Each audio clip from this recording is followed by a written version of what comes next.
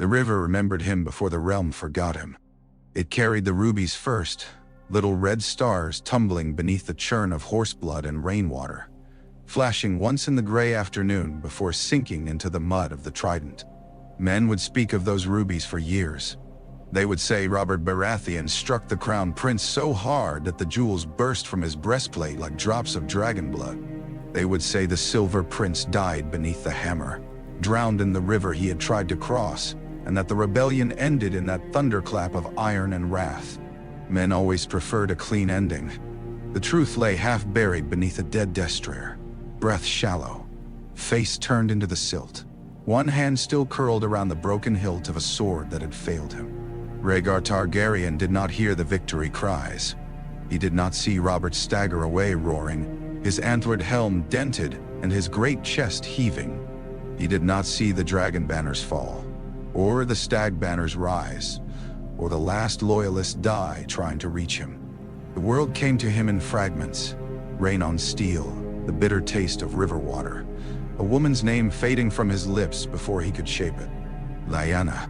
Then darkness closed over him. Sir Miles Mouton found him when the battle was already lost. He had no right to be alive. That was the first thought that passed through Miles' mind when he saw the prince's fingers move against the mud. The second thought was that if any rebel saw the same, all hope would end there beside the river. The third was not a thought at all, but instinct born of vows sworn long before the realm tore itself apart. "My prince," Miles whispered, dropping to one knee beside him. Rhaegar's eyes did not open. Blood clung to his lashes. His lips were blue. The blow from Robert's hammer had crushed the enameled dragon on his breastplate, caved the black plate inward, and driven metal into flesh. One shoulder sat wrong. His breathing came in broken threads.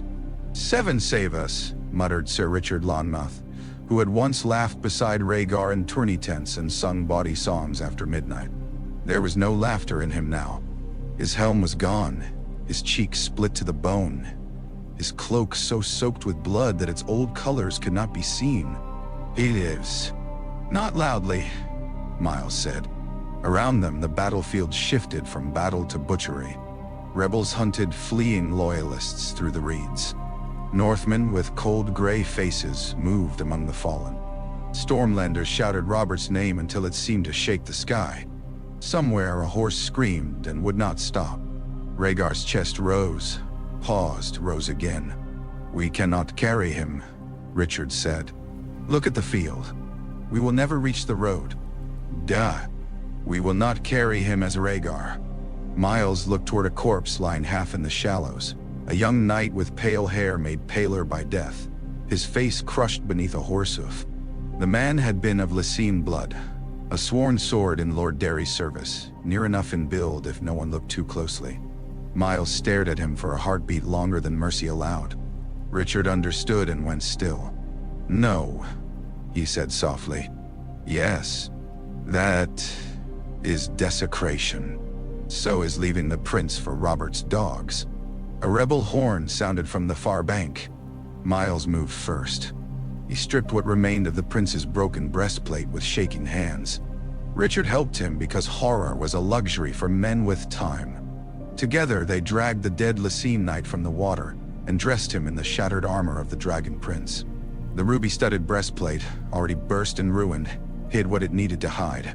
The dead man's ruined face would serve the lie better than any mummer's mask. Rhaegar stirred once while they worked. His eyes opened to slits, violet dark and almost black. "Where?" he breathed.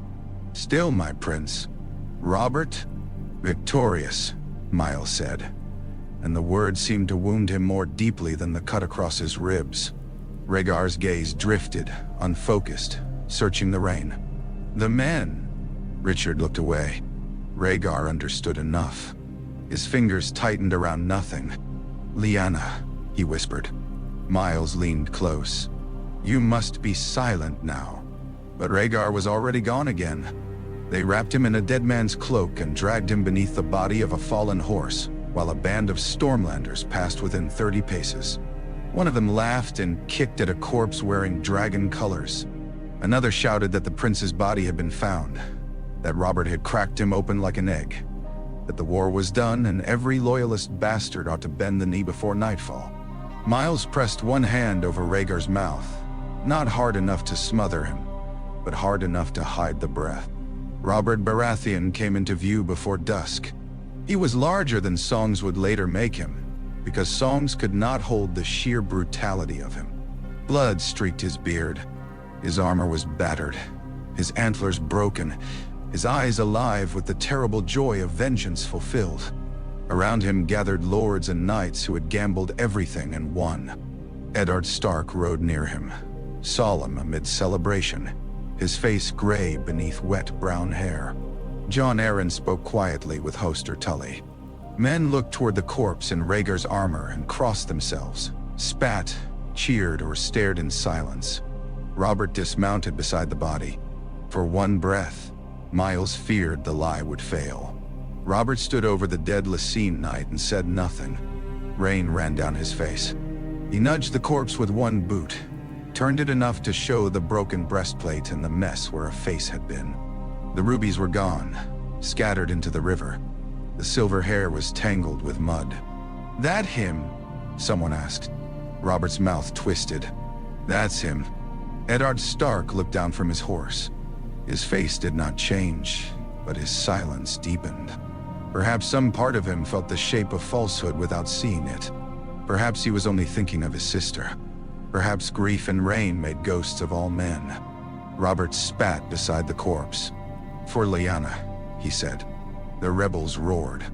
Beneath the dead horse, the living prince heard nothing, but his fingers moved again, slowly, as if reaching for a harp that was no longer there.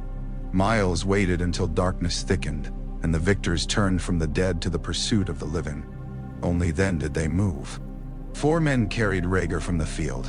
Miles, Richard, a dairyman named Hollard, and an old river knight who had lost 2 sons that day and seemed not to care whether he survived the night. They moved through reeds and rain, stopping whenever voices came near. Twice, Rhaegar nearly slipped from their grip.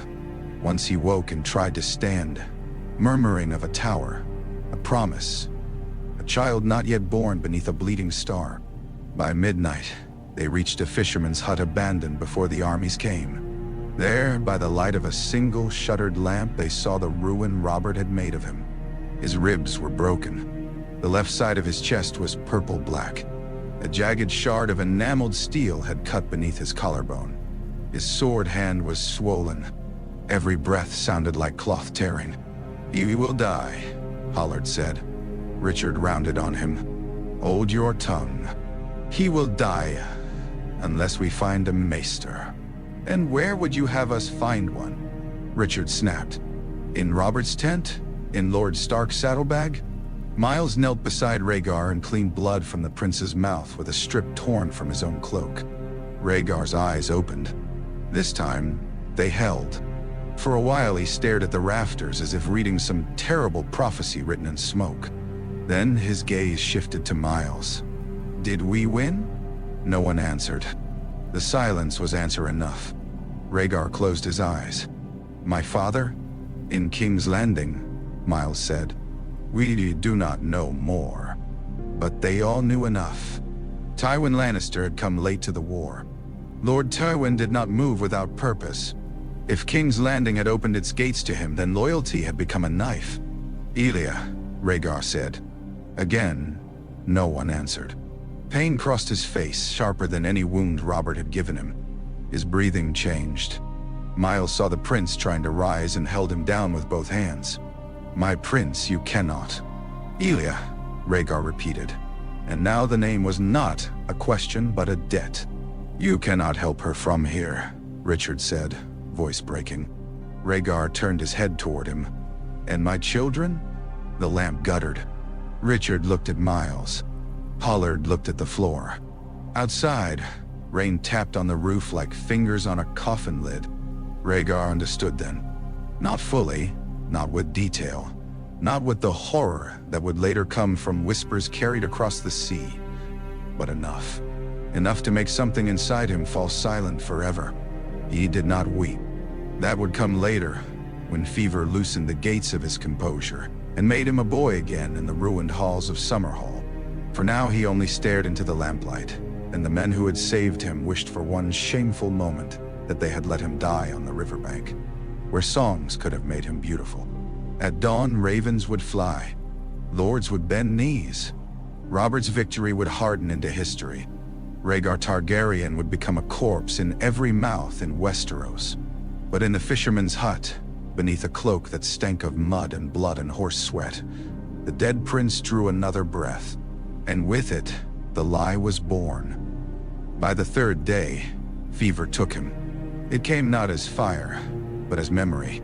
Rhaegar burned through the past in fragments, each one sharper than waking. He was a child beneath the blackened stones of Summerhall, standing where kings had died before he was born. He was a boy in the library at Dragonstone, reading until candle stubs drowned in their own wax. He was a prince with a harp beneath the moon, singing to lords who did not understand why the song made women weep. He was in Harrenhal, placing winter roses in Lyanna Stark's lap while the realm held its breath. He was on the Trident again, Robert coming through rain like a god made of rage. Then he was nowhere but pain. Miles feared the wound in his chest would sour. Richard feared the rebels more. Pollard feared every sound after dark. The old river knight, whose name was Sir Clement, sat by the door with a sword across his knees and spoke to no one. Not even when riders passed on the road and stopped long enough to water their horses from the stream. Rhaegar raved when the riders came. "The dragon has 3 heads," he whispered, loud enough to make Miles clamp a hand over his mouth again. "Not one, not alone. I was wrong. I was wrong." Richard leaned close, eyes wet. "You must be quiet." "The song," Rhaegar murmured. "I heard it in the smoke. Aegon. Rhaenys. No, not enough." Miles flinched at the names. No raven had confirmed it yet, but rumor had begun to seep even through the countryside. King's Landing had fallen. Jaime Lannister had slain Aerys Targaryen in the throne room. Lord Tywin's men had sacked the city. Princess Elia had been found dead. Her children too. No man in the hut had yet found the courage to tell Rhaegar plainly. The realm did it for them. A hedge knight brought the tale while seeking shelter from rain. He did not know whom he spoke before. To him they were defeated men, sellswords perhaps, or broken loyalists too poor to ransom and too tired to flee. He ate their bread, drank their thin ale, and told the story because men loved to carry horrors when they had survived them. "The mountain killed the babe," the hedge knight said, wiping grease from his beard. "Dashed the prince against a wall, they say. The girl dragged from beneath a bed, and the Dornish princess." "Enough," Richard said. The hedge knight blinked. "What? You got love for dragons?" And nah." Sir Clement rose so fast his stool toppled behind him. Miles caught his wrist before he could draw steel. "Leave," he told the hedge knight. The man stared from one face to another, finally sensing the danger in the room. He left cursing softly, but alive. Behind the hanging cloth that hid him from sight, Rhaegar was awake.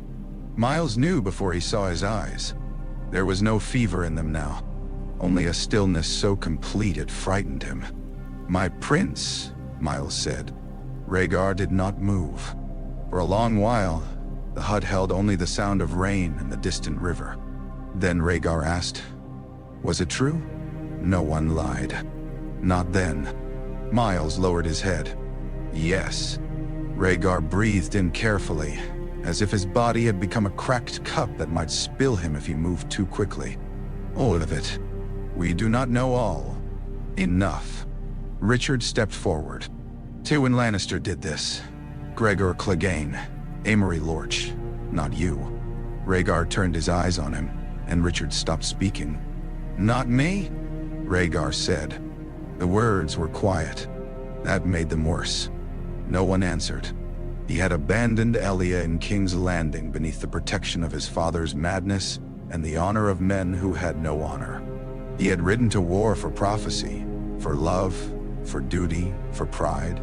Even he no longer knew which mask had been the true one.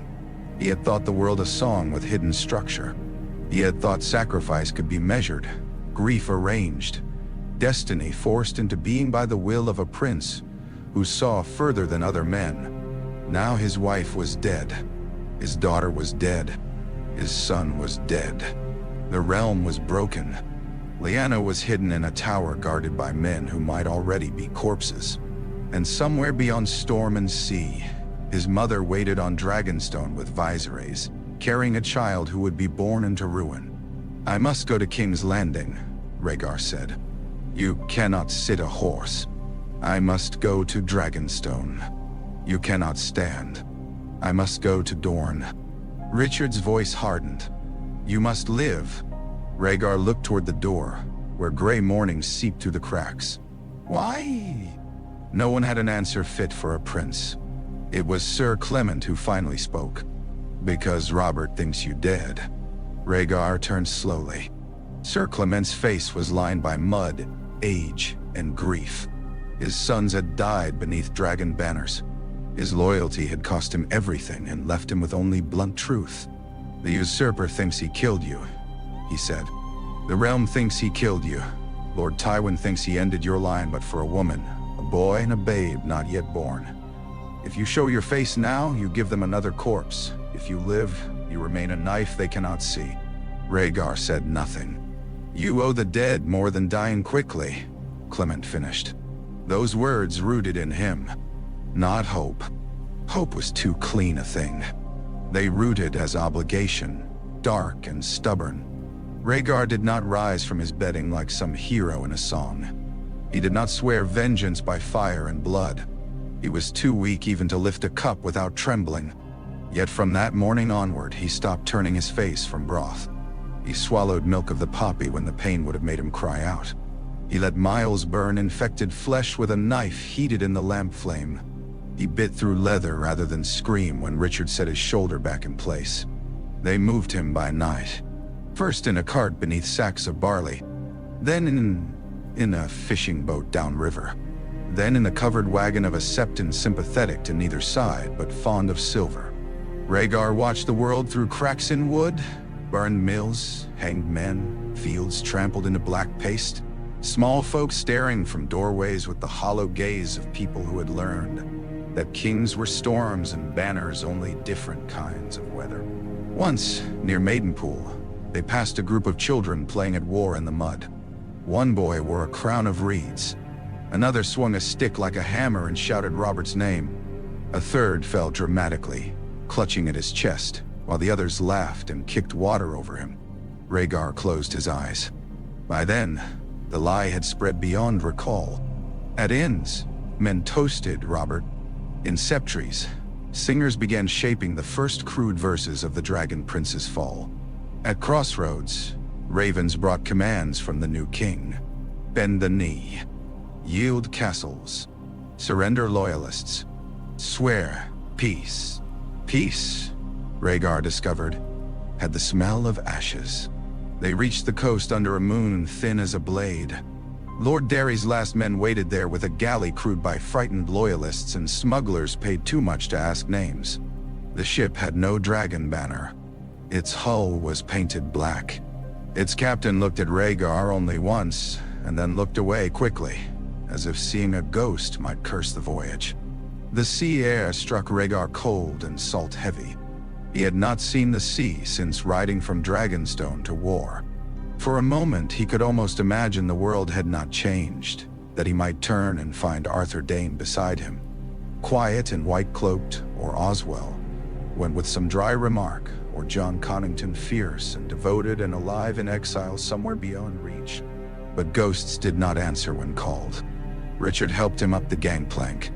Rhaegar paused halfway and looked back toward Westeros. Somewhere inland, Robert sat among cheering men, a crown nearing his head. Somewhere in King's Landing, Elia and her children lay in blood. Somewhere in the Red Mountains of Dorne, Lewin Martell's bones would be carried home. Somewhere far south, 3 Kingsguard guarded a tower, and the last secret Rhaegar had made. And somewhere on Dragonstone, a storm was gathering around his mother. "Come," Miles said gently. Rhaegar gripped the rail until his fingers whitened. If I leave, I abandon them all. If you stay, you join them." The tide pulled at the ship. The captain called softly. Oars dipped. Rhaegar stepped aboard. Westeros receded into mist, not as a homeland, but as a wound. Dragonstone did not welcome him home. It rose from the sea like a thing that had crawled out of old fire and refused to die. Black towers twisted into the shapes of dragons, walls slick with storm rain, gargoyles watching the waves with stone hunger. Rhaegar had been born beneath those towers. He had learned letters there, music there, loneliness there. Once he had believed Dragonstone the beginning of all things, the place where Aegon had dreamed a continent into submission.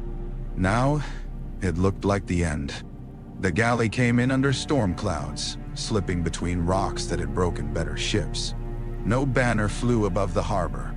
No trumpets announced a prince's return. Men moved in silence along the quay, cloaks drawn close, faces hidden from the rain. The castle had the hush of a death chamber. Rhaegar knew before anyone told him. Queen Rhaegar Targaryen was dead. He felt the words form around him from the faces of the men on the dock, from the way Sir Willem Darry stood beneath the arch with a bundle in his arms, and grief carved deep into his heavy features. Willem had been master-at-arms once, broad and stern, the kind of man boys feared until they grew old enough to understand his kindness. Now he looked as though some part of the storm had entered him and would never leave. Rhaegar stepped onto the stones and nearly fell. Richard caught him. Willem stared. For one heartbeat, recognition failed. Then the old knight's face broke open. "My prince?" Rhaegar tried to answer but could not. Willem crossed the stones in 3 strides, still holding the bundle, and knelt as much as his age and aching knees allowed. "They said you were dead." "Yes," Rhaegar said. His voice scraped. Da." The bundle stirred. A small sound came from within the cloth, no louder than the cry of a gull. Rhaegar looked down. The child was red-faced, furious, and impossibly small, wrapped in black wool against the storm. A wisp of silver-gold hair clung damply to her brow. Her eyes were not yet the deep violet they would become, but some pale newborn shade that seemed almost colorless. She opened her mouth and cried again, offended by rain, cold, loss, and perhaps the entire world into which she had been delivered. "Your sister," Willem said. "Daenerys." Rhaegar did not move. He had known his mother carried a child. He had known, in the distant way men knew things while riding toward their own destruction. A brother or sister, another dragon, another piece on a board he had believed himself wise enough to read. But knowledge was not the same as this. A living child in a dead queen's blanket, motherless before her first dawn, heir to nothing but flight. Daenerys screamed. Rhaegar reached for her with hands that had held a sword, a harp, a crown of roses, and too many secrets. He hesitated before touching her, as though his grief might stain her skin. Willem noticed. His voice softened. "She is all right, my prince." No, Rhaegar thought. No one born into this was all right. But he took her. She weighed almost nothing. That was the terror of it. After armies, after prophecy, after the hammer blow that had nearly caved in his heart, this tiny weight undid him. Daenerys quiet against him, perhaps because his body still held fever warmth, perhaps because newborns knew nothing of guilt. Rhaegar bowed his head over her. "I am sorry," he whispered. The words were for his mother, for Aelia, for Rhaenys and Aegon, for Lyanna in her tower, for Viserys somewhere inside these black walls, for the realm, for the child in his arms. They were too small. All words were. Willem led him through the castle by servant passages. Dragonstone smelled of damp stone, smoke, old salt, and childbirth. Women moved quietly with red-rimmed eyes. Men avoided looking at Rhaegar too long. In the chamber where Rhaella had died, the bed curtains had been stripped away and burned. A faint iron scent lingered beneath lavender. Viserys waited in the adjoining solar. He was 8 years old and trying very hard to look like a king. He wore black and red because someone had dressed him so. His silver hair had been combed smooth. His small chin lifted when the door opened, and for a moment Rhaegar saw only the boy he remembered from Dragonstone. Vain, frightened, eager for praise, forever running after older shadows. Then Viserys saw him. The boy went white. "You are dead," he said. Rhaegar stood in the doorway with Daenerys still asleep in his arms. He could not think how to answer. Viserys stepped back, one hand going to the chair beside him as though to steady himself. "They said Robert killed you." "He tried." The boy's face twisted. In another child it might have become tears. In Viserys it became anger, because anger had always seemed safer to him than fear. "Then why did you not come sooner?" Willem said sharply. "Prince Viserys."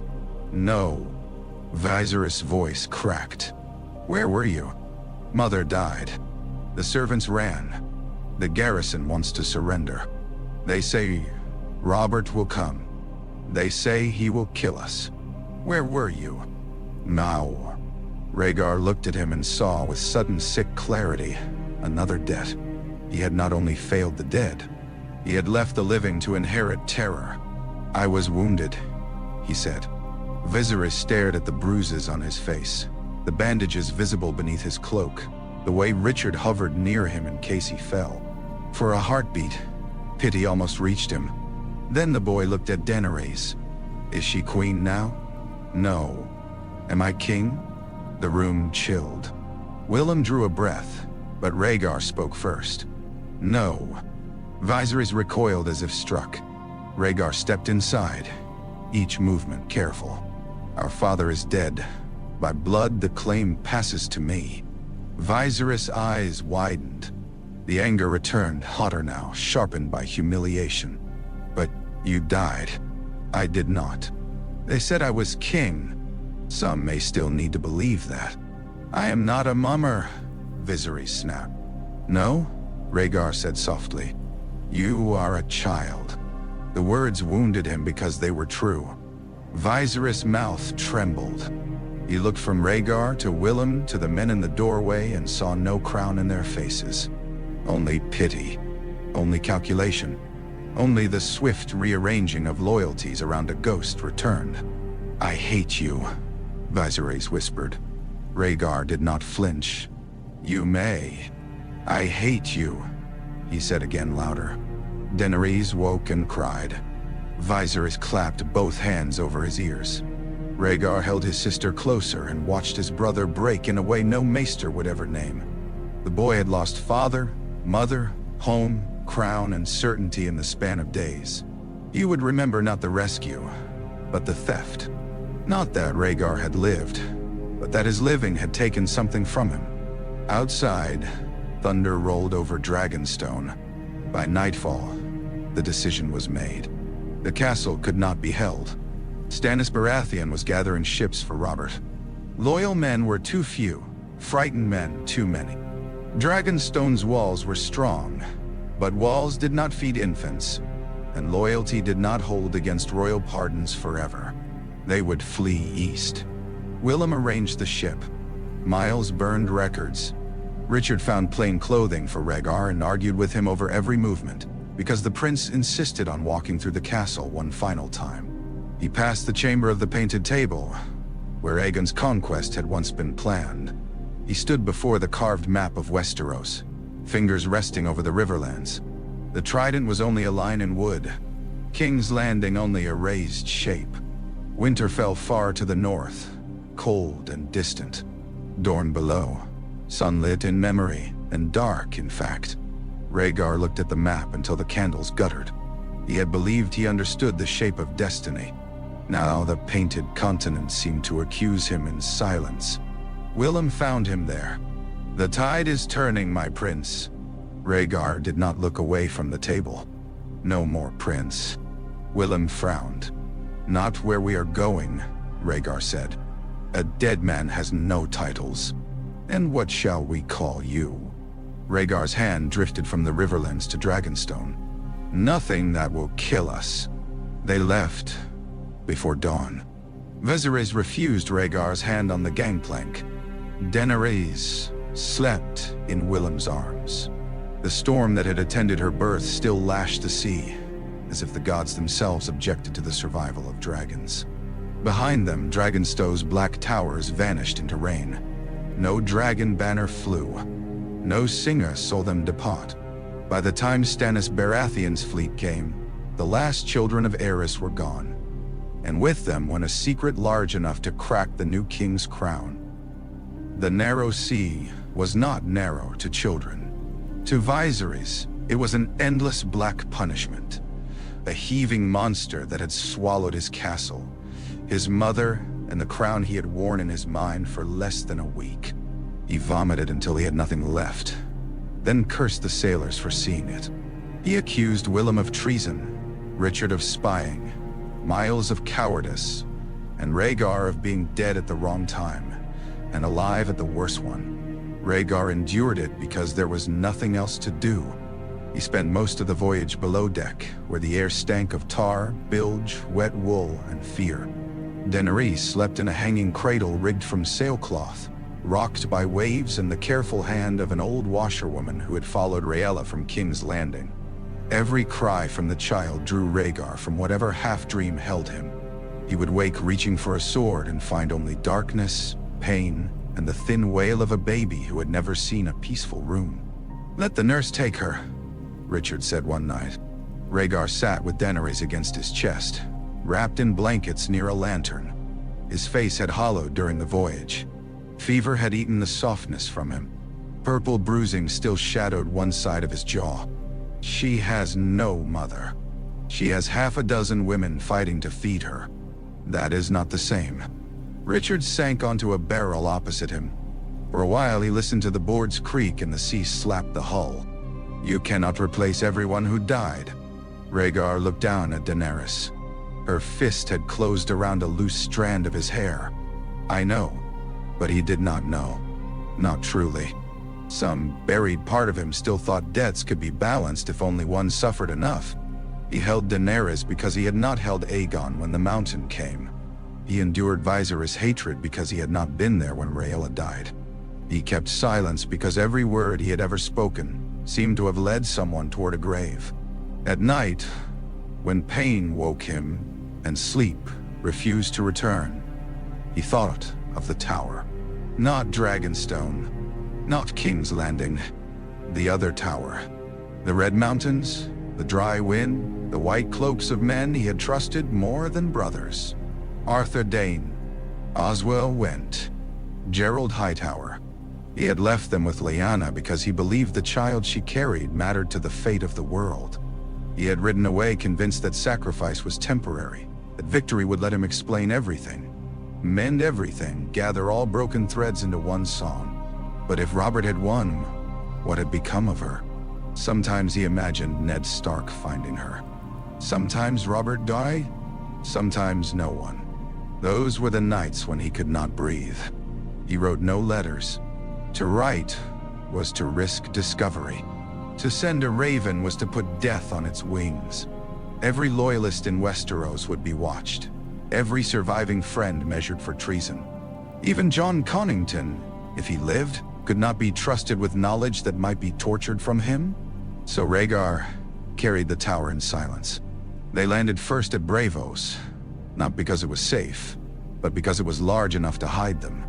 The city rose from mist and water, all bridges and canals and stone faces staring from temples to strange gods. The Titan loomed over the entrance like a warning to kings. Its bronze roar rolled across the lagoon as their ship passed beneath, and Viserys burst into tears despite himself. No one mocked him. In Braavos, kings were only men with enemies.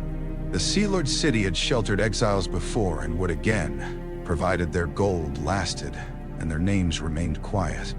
Willem rented a manse under false papers near a canal where fishmongers shouted before dawn and masked courtesans passed by dusk in boats painted blue and green. Rhaegar became not a prince, but a widowed Lysine scholar called Mailer. Viserys became his nephew. Daenerys became his daughter, because no one questioned a man so pale and grave holding an infant with silver hair. The lie sat strangely on him. Daughter. The first time a Braavosi servant called Daenerys that, Rhaegar nearly corrected her. Then Daenerys reached toward him from her nurse's arms and babbled at nothing, and the correction died.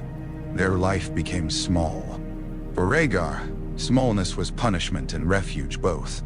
He had once lived surrounded by knights, lords, singers, maesters, flatterers, spies, and petitioners. Now his world narrowed to rooms with shuttered windows, whispers over maps, the price of bread, the rhythm of Daenerys feeding, and Viserys' unpredictable storms. Viserys refused lessons at first. Then he demanded only histories that made Targaryens glorious. When Rhaegar tried to teach him the mistakes of their house, Viserys knocked over an inkpot and shouted that dragons did not make mistakes, only traitors did. "Our father burned men alive," Rhaegar said. Viserys froze. Willem, standing near the door, looked down. "He was king," Viserys said. "He was mad." The boy's face sharpened with fear disguised as fury. "Do not say that. It is true. They will hear you. No one here cares what became of Aerys. I care." Rhaegar closed the book between them. The history of the conquest thumped softly beneath his palm. "Then care enough to learn from him." Viserys stood so abruptly his chair fell. "You speak like Robert." Rhaegar went still. Viserys saw the blow land and liked it. That frightened Rhaegar more than the words themselves. "You do," the boy said. "You say father was mad. You say we lost because of us. Robert says that. The usurper says that. Maybe you should bend the knee to him too." Willem's voice cracked like a whip. "Enough." But Rhaegar raised a hand. Viserys was breathing hard, eyes bright. Beneath the anger was a child waiting to be struck, because struck children could tell themselves they had been wronged instead of afraid. Rhaegar did not strike him. "Our father was murdered by the knights sworn to defend him," he said. "Your mother died bringing Daenerys into a world that wanted her dead. Illyrio was murdered. Rhaenys was murdered. Aegon was murdered. We were driven from our home. None of that becomes less true because Aerys was cruel." Viserys swallowed. "But if you build your crown out of lies," Rhaegar continued, "you will lose it before you ever touch it." The boy's mouth twisted. "You have no crown." "No." "Then why should I listen to you?" Rhaegar looked at him for a long moment. "Because I had one within reach, and everything I touched became ash." Viserys fled the room. Willem found him later in the courtyard, trying to command two Braavosi stable boys who understood no High Valyrian and cared nothing for dragon blood. That was Viserys in exile, always searching for someone beneath him, because everyone above him had vanished. Daenerys grew. She grew as infants did, with no respect for ruin. She laughed at the carved wooden dragon Richard bought from a market stall. She chewed the corner of maps. She learned to crawl toward candle flames with suicidal determination. She called Willem something that might have been father before she called Rhaegar anything at all, which made the old knight weep privately in the kitchen and deny it with great dignity afterward. When at last she called Rhaegar by name, she ruined his disguise. "Ray," she said, patting his cheek while he tried to read. Viserys, then 10, looked up from the window seat. "His name is Maelor here." Daenerys frowned with the seriousness of a child considering statecraft. "Ray?" Viserys snorted. "Stupid." Rhaegar looked up. "Do not call her that." "She is. She is too. She drools on everything." "So did you." Willem coughed into his fist to hide a laugh. Viserys flushed. "I did not. You once ate half a candle because you thought it was lemon cake." Daenerys giggled without understanding, delighted by Viserys' outrage. For one strange moment, the room warmed. Viserys almost smiled. Rhaegar saw the boy he might have been in another life. Vain perhaps, difficult certainly, but not yet twisted around fear. Then a bell rang somewhere across the canal, and the moment passed into the place where all their gentle things went. Years did not heal them. They only taught the wounds to speak more quietly. News came in fragments. Robert Baratheon crowned in King's Landing. Eddard Stark returned north with his sister's bones. Stannis given Dragonstone. Tywin restored to royal favor through his daughter's marriage. Dorne silent and seething. Jon Arryn named Hand. The Greyjoys restless. The realm pretending at peace. Rhaegar listened to every report and kept his face still. Eddard Stark returned with Lyanna's bones. Not Lyanna. Bones. The message reached him through a Pentoshi trader who spoke too freely after wine. Rhaegar left the room before the man finished. He walked to the canal, stood beneath a stone arch, and gripped the railing until his healing ribs screamed. Lyanna was dead. He had no right to grieve her openly. That was one of his punishments. He could not speak her name without summoning accusation. He could not mourn her without stepping over Elias' body. Yet grief came all the same, savage and silent. Eddard Stark had brought her home. That meant Eddard had reached the tower. It meant the King's Guard were dead or taken. It meant the child. Rhaegar's breath stopped. The child. He almost went mad with the need to know. For 3 days, he did not sleep. He wrote a letter to Eddard Stark and burned it. Wrote another to Howland Reed, though he had no certainty the Crannogman lived, and burned that too. Wrote a third with no name at all. Only a question. Did the babe live? That one he held over the candle for a long time before letting the flame take it. If a child had lived, Eddard would hide him. Rhaegar knew that with the certainty of prophecy and regret combined. Ned Stark had loved his sister. If Lyanna had asked him, he would have taken her secret into the earth with him. If Robert learned of a son born of Rhaegar and Lyanna, he would kill the child.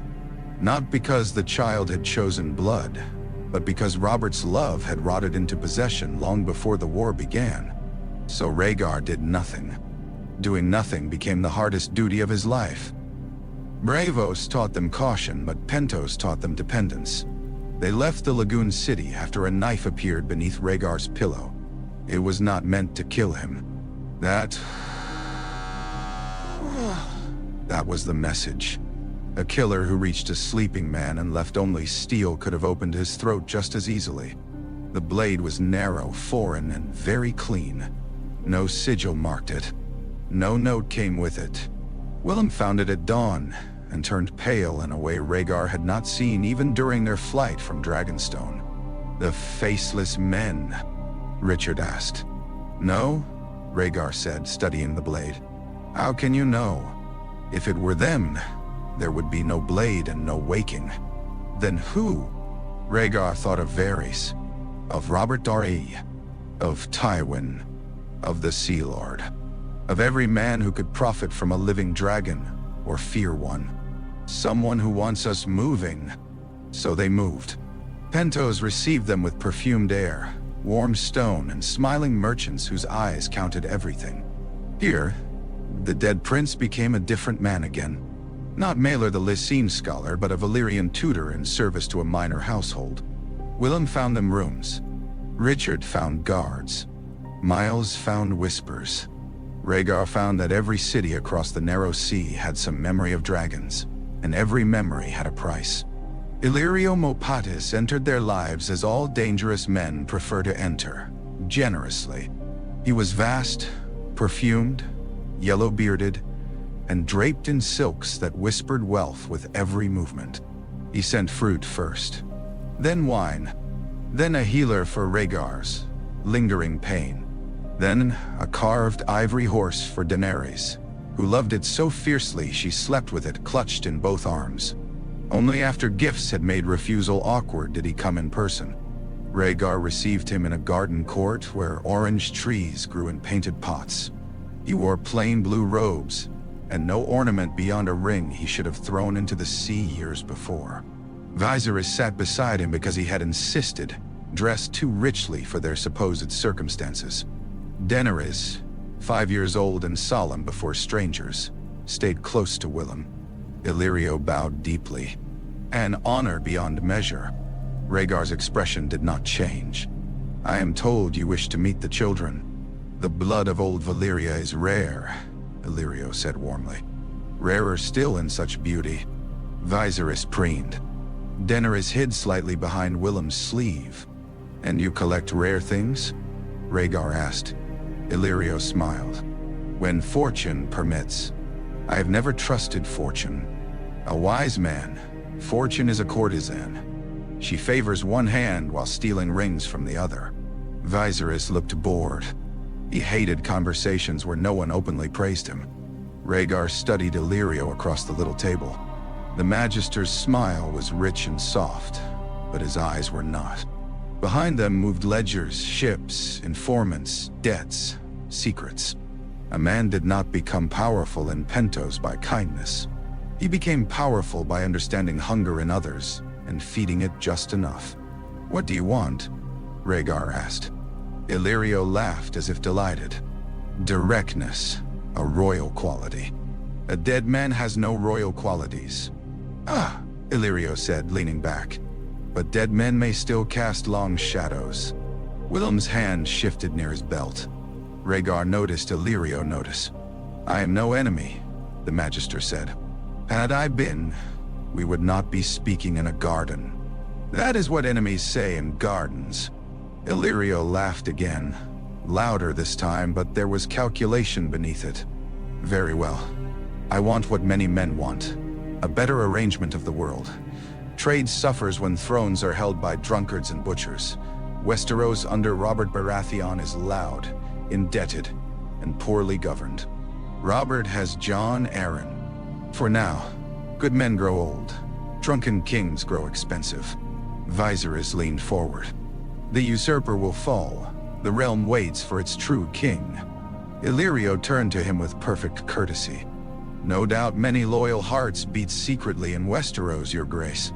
The title struck the table like a dropped knife. Rhaegar looked at Illyrio. Viserys inhaled as if he had been starving and someone had placed a feast before him. Willem said, "Magister." "No," Rhaegar said. Viserys' head snapped toward him. "What?" "No." Illyrio spread his hands, all innocence. "Forgive me. I meant no offense. In the confusion of exile, titles become delicate things." "You meant exactly what you said," Rhaegar replied. The Magister smiled.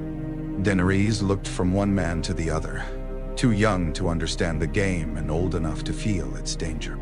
Later, Rhaegar dismissed the children and spoke with Illyrio alone. Richard remained by the door. Willem took Viserys away after a bitter argument. Daenerys went quietly, but not before looking back once at Rhaegar with large violet eyes. "She is observant," Illyrio said when she was gone. "She is a child. All children are spies until adults teach them to lie badly." Rhaegar poured wine and did not drink it. "You know who I am." "Yes." "How long?" "A certainty?" "Today." "A suspicion?" "Years." "Nah." "Does Varys know?" Illyrio's smile thinned by a hair. "Lord Varys knows many things, some true, some useful, rarely both." The name, spoken openly, seemed to summon old dust from King's Landing. Soft footsteps, perfumed sleeves, whispers behind walls. Rhaegar had never trusted the eunuch. His father had trusted him too much and not enough, which was perhaps worse. "If Varys knows I live, Robert may know." "If Robert knew," Illyrio said, "your head would already be on its way to King's Landing packed in salt." Rhaegar accepted that. "What does Varys want?" "The realm," Illyrio said. "All men who say they want the realm usually mean they want power over it. And princes who say they want prophecy usually mean the same, do they not?" Richard stiffened. Rhaegar only looked at the Magister. Illyrio inclined his head. "Forgive me. I speak too freely." "No? You speak as a man testing whether honesty will offend me." "Does it?" "Yes," Rhaegar said. "But not enough to make it useless." Illyrio's laughter returned, softer and genuine this time. "Then, let us be useful to one another.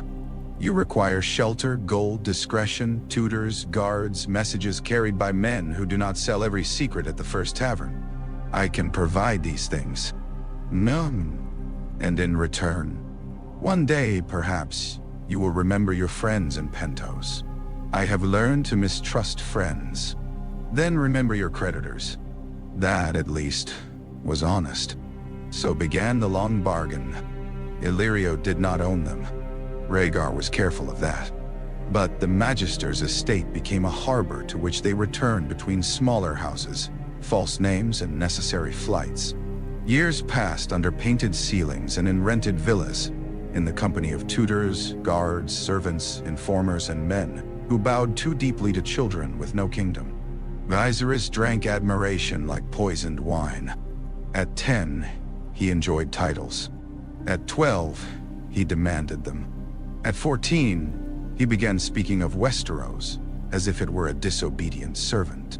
He memorized the names of houses that had betrayed them and recited punishments with unsettling relish. The Baratheons would die. The Lannisters would burn. The Starks would kneel. The Martells would beg forgiveness for failing Elia, though Rhaegar could never understand how Viserys had twisted that grief into accusation. Daenerys listened more than she spoke. Rhaegar taught her histories differently. He told her of Aegon's conquest, but also of Harrenhal burned and fields emptied. He told her of Jaehaerys the Conciliator and Alysanne's journeys north. He told her of Maegor's cruelty, Baelor's piety, Daeron's ambition, Aegon the Unworthy's corruption, the Blackfire rebellions that had bled from one generation into the next because a king could not master his appetites. Were we good? Daenerys asked him once. She was 7, sitting cross-legged on a carpet with a book too large for her knees. Rhaegar looked up from the painted page. Who? Dragons. Viserys nearby scoffed. We were great. Daenerys ignored him. Her eyes remained on Rhaegar. He closed the book. Sometimes, he said, sometimes we were wise, sometimes brave, sometimes cruel, sometimes foolish. Blood does not make goodness. Viserys slammed his cup down. That is what cowards say when they have lost. Rhaegar did not raise his voice. No, it is what survivors must understand if they do not wish to lose again. No. Viserys rose and left, because truth bored him when it did not flatter him. Daenerys traced the painted dragon on the page with one finger. Was my father cruel? Rhaegar's throat tightened. He could have lied. Many would have.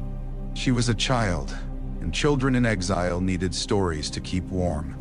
But lies had crowned Viserys in his own mind. Lies had helped make Aerys untouchable. Lies had carried Rhaegar to Harrenhal, to the Trident, to ruin. Yes, he said. Daenerys looked down. He was my father too, Rhaegar added. And your mother was gentle. We are not only the worst thing in our blood.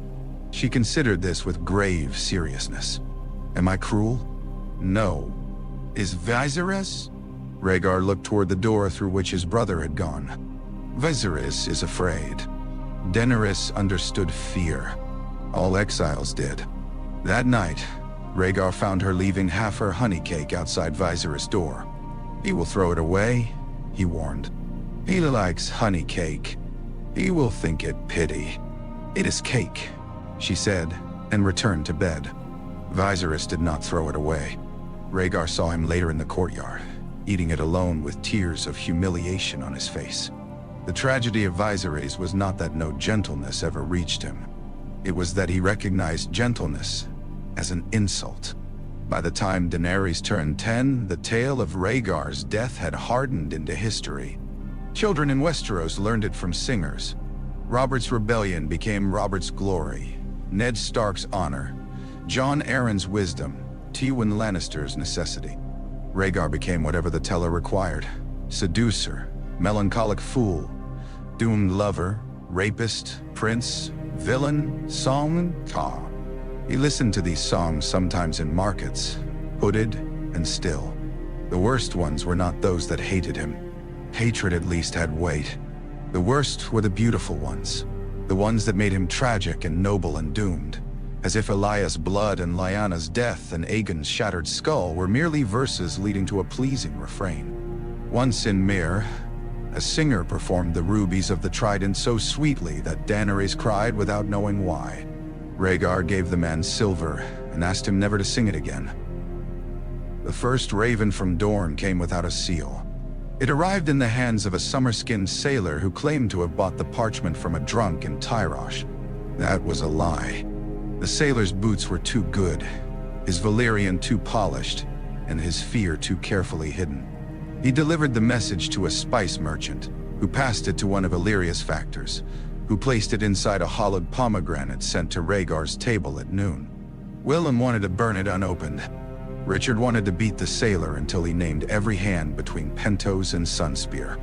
Illyrio, who happened to be present by coincidence so perfect it insulted everyone, merely smiled and said, "The Dornish prefer knives and sleeves, and meaning beneath meaning. I would open it." Rhaegar opened it. There were only 6 words. The sun remembers what dragons owe. No name. No signature. None was needed. For a long moment, the room was silent. Viserys, 16 and sharp with restless pride, snatched for the parchment. Rhaegar let him take it. "The Martells," Viserys said. "At last, they will support us." Daenerys, 13, stood by the window with sunlight in her hair. "It does not sound like support. It sounds like a threat," Richard said. Viserys rounded on him. "Dorne hates Robert.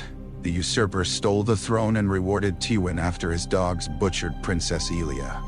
They will rise for us when commanded." Rhaegar's voice was quiet. "Dorne will not be commanded by us."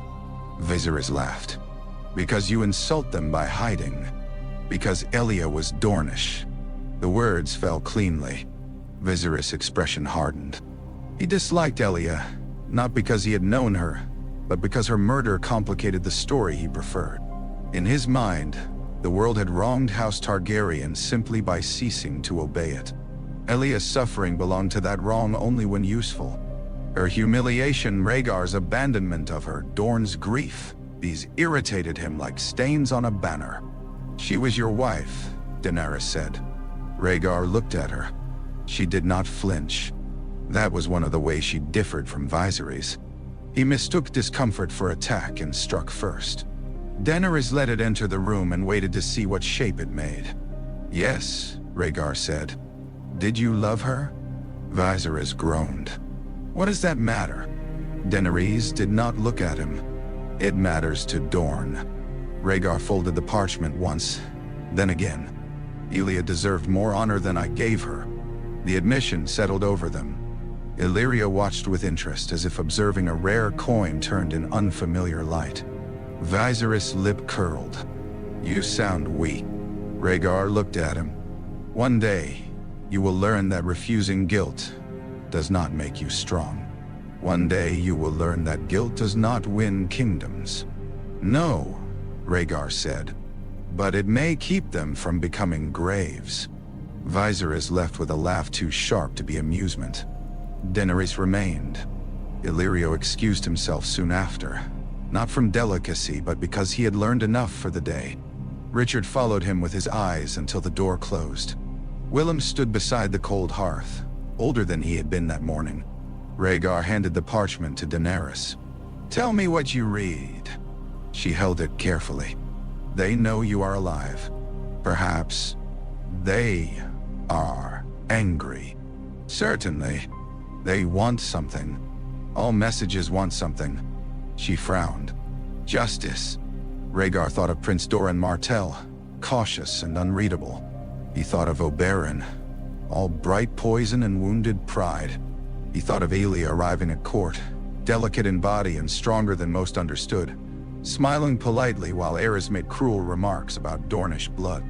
He thought of Rhaenys hiding beneath a bed.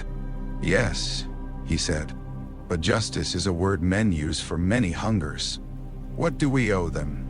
"Everything," he almost said. Instead, he answered, "Truth, if they ask it.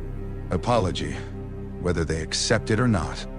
Blood, if they demand it and can take it. No, Adi and Asha." Daenerys lowered the parchment. "Would you give them yours?" Willem made a small sound. Rhaegar met her eyes. If it bought peace between our houses, yes. She looked frightened then, not of him, but for him. He had not expected that. He was still unused to being loved by the living. You must not say that to Viserys, she said. No, he would call you a coward. Yes, you are not. Rhaegar smiled sadly. You cannot know that. I can, she said with the absolute conviction of 13. Cowards do not tell the truth when it makes them smaller. For days afterward, Rhaegar carried that sentence like a coal in winter. The reply to Dorne took 3 months to craft and 7 more to send safely. It passed through no ravens. Ravens could be caught. Instead, the words traveled in memory, broken among 3 couriers who did not know the whole. One carried a prayer. One carried a name. One carried a line from a song Elia had once loved. If Doran Martell received it, he would understand. If another intercepted it, they would hear only nonsense. Rhaegar did not ask forgiveness.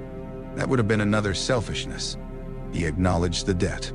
He named Tywin, Gregor, and Amory, not as convenient monsters, but as men whose crimes had been made possible by royal failure. He offered no crown, no promise of immediate vengeance, no demand for allegiance. He wrote, through living mouths, I survived. I did not deserve to. The children of Elia are not forgotten by the blood that failed them. No answer came for 2 years. In those years, Daenerys changed. She had been a solemn child and became a watchful girl. She learned languages easily. High Valyrian from Rhaegar, the bastard Valyrian of the free cities from servants, the common tongue from Willem, enough Pentoshi courtesies to charm merchants who thought children harmless. She learned numbers from Illyrio's steward and quickly understood that gold was a kind of army. She learned the names of Westerosi houses and their injuries, which mattered more than their words. She learned to ride in the hills outside Pentos, at first on a placid gray mare, then on swifter horses that made Willem mutter prayers under his breath. Viserys mistook all this for ornament. A queen needs grace, he said once as Daenerys practiced her letters. Rhaegar looked up. A queen needs judgment. A queen needs a king. Daenerys Quill paused. Rhaegar's eyes rested on Viserys. Careful. Viserys smiled. At 18, he had become handsome in the brittle Targaryen way, all silver hair and violet eyes and wounded grandeur. Strangers saw beauty first. Those who lived with him saw the cracks. What? He said. Will you marry her yourself? We dragons keep the blood pure, do we not? Willem struck him. The sound stunned the room. Viserys touched his reddened cheek, eyes wide with disbelief. No one had struck him since Dragonstone, perhaps because they feared what he would become if they did, perhaps because they already knew. You forget yourself, Willem said, voice shaking. Viserys looked to Rhaegar, expecting punishment to fall on the old knight, but Rhaegar did not move. The betrayal in Viserys' face was terrible. You let him? Rhaegar's expression was cold. He should not have had to. Viserys' eyes filled, then hardened before any tear could fall. You are no brother of mine. No, Rhaegar said. I have been too often your jailer, too rarely your brother. The honesty enraged him more than denial would have. Viserys swept the inkwell from the table and stormed out, leaving black streaks across Daenerys' careful letters. Daenerys sat very still. Willem looked sick with shame. Princess, it is only ink, she said. But it was not only ink. Nothing in that house was only what it seemed. That night, Rhaegar found Viserys on a balcony overlooking the moonlit gardens. He stood with his arms folded, shivering but unwilling to admit cold. You should apologize to Daenerys. Viserys laughed without turning. For speaking truth? For speaking of her as if she were livestock. Do not pretend outrage. Our family has married brother to sister for centuries. Custom does not excuse cruelty. You had a Dornish wife and a northern whore. Do not lecture me on custom. Rhaegar felt the words strike and let them. Lyanna was not a whore. Viserys turned then, triumphant at having found blood. No? What was she? Your prophecy? Your precious song? How many died for your song, brother? Rhaegar's face remained still. Viserys stepped closer. Eda, Rhaenys, Aegon, mother, father, every man at the Trident, all for you. Yet you live and tell me to be humble. Yes, Rhaegar said. Viserys blinked. Yes, Rhaegar repeated. All that is true, except where your bitterness makes it smaller. I do not tell you to be humble because I am innocent. I tell you because pride made me monstrous while allowing me to think myself noble. For a moment, Viserys had no answer. Then he whispered, I would have been king. Rhaegar saw him then not as the cruel young man he was becoming, but as the child in the solar at Dragonstone asking whether the crown belonged to him. The wound had never closed. It had grown around the shape of a throne. You may still become one, Rhaegar said carefully. Viserys looked up. If the realm ever chooses us, if war and law and blood place you where you believe you belong, then you must be more than grievance. Hope and suspicion warred in his face. You would give me the throne? Rhaegar did not answer quickly enough. Viserys smiled bitterly. No, you would use me, like Illyrio, like Varys, like everyone. Viserys. Dead men should stay dead. He left Rhaegar alone beneath the moon. Across the city, Pentos murmured in its sleep. Somewhere a dog barked. Somewhere music played behind silk curtains. Somewhere Illyrio's spies listened to other men's secrets. The world moved, indifferent to the suffering of dragons. Rhaegar looked east and wondered whether the red comet of his dreams would rise before or after they were all dead. The second message from Dorne came with a viper. Not a living one. Oberyn Martell would have found that too obvious, and Doran too theatrical. Instead, the little bronze serpent arrived coiled inside a box of dates. Its scales worked so finely that each caught the light like sun on water. Beneath it lay a scrap of parchment. A dragon that lives in shadow must decide whether it is dragon or worm. Viserys loved the message until he understood it insulted Rhaegar, then loved it more. They call you coward, he said, turning the bronze viper between his fingers. They ask whether caution has become surrender, Rhaegar replied. That is what I said. No, you heard what comforted you. Daenerys, now 16, sat nearby with a map of the disputed lands spread before her. She had grown into beauty reluctantly, as if wary of the use others might make of it. Her silver-gold hair fell in a thick braid over one shoulder. Her eyes, once pale, had darkened into true violet. Men had begun to notice her in ways that made Willem double the guards, and Rhaegar consider the morality of murder with renewed flexibility. What will you answer? She asked. Rhaegar touched the bronze serpent. He had aged more than the years allowed. Pain had left its handwriting in his posture. Silver threaded his silver hair strangely, visible only in certain light. His face remained beautiful because Targaryen bones were stubborn, but grief had made beauty severe. I do not know. Viserys threw himself into a chair. The answer is ships, armies, fire. Tell Dorne to rise. Tell the Reach. Tell every loyal house their king returns. Which king? Daenerys asked. Viserys looked at her sharply. She did not lower her eyes. The question had lived among them for years, sometimes sleeping, sometimes waking hungry.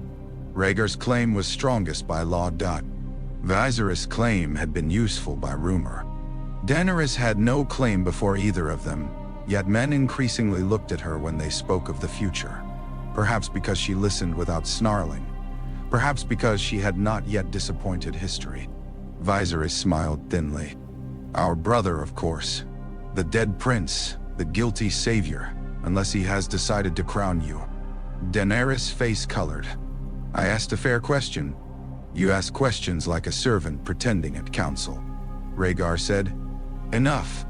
Viserys rose. No, Let us speak plainly. All my life I have been told to wait. Wait because Robert is strong. Wait because Rhaegar is wounded. Wait because Dorne is angry. Wait because Westeros is not ready. Wait while Illyrio grows fat selling us promises. Wait while my sister learns maps as if lords will care how cleverly she points at castles. I am done waiting. And what will you do? Rhaegar asked. Viserys' eyes glittered. Find men who remember what dragons are. He left before anyone could stop him. Willem moved toward the door, but Rhaegar raised a hand. Let him go. He is angry, Willem said. He is always angry. That does not make him safe. Rhaegar watched the doorway. No, it makes him predictable. But he was wrong. Viserys had learned more than any of them wished. He had learned where Illyrio's guards drank. He had learned which servants could be flattered.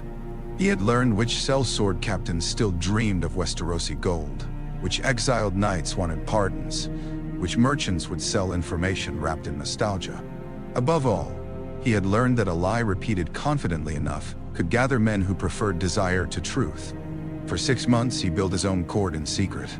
It was a pathetic thing at first. 2 drunk knights, a Lycene gambler, a septon defrocked for theft, 3 young bravos who liked his coin, and a singer who called him Your Grace because it made the wine taste better. But pathetic things could still be dangerous. Viserys fed them stories of hidden loyalists, of chests of dragon gold, of Dorne waiting only for his command. He spoke of Rhaegar as a broken relic, too ashamed to seize destiny. He spoke of Daenerys as a princess to be traded for alliance when the time came. By the time Rhaegar learned the scale of it, Viserys had promised Daenerys to 3 different men. The worst was Khal Drogo. The proposal came through Illyrio, which meant Illyrio had either discovered Viserys' schemes and decided to profit from them, or had planted the seeds himself and waited for Rhaegar to notice the crop. Drogo was no petty horse lord. His khalasar was vast, his braid heavy with victories, his name spoken with fear from Vaes Dothrak to the markets of Kuhor. 40,000 riders, perhaps more. No sellsword company could match such numbers. No exiled claimant could ignore them. Rhaegar listened to Illyrio explain and felt the room narrow. Daenerys sat beside him, very still.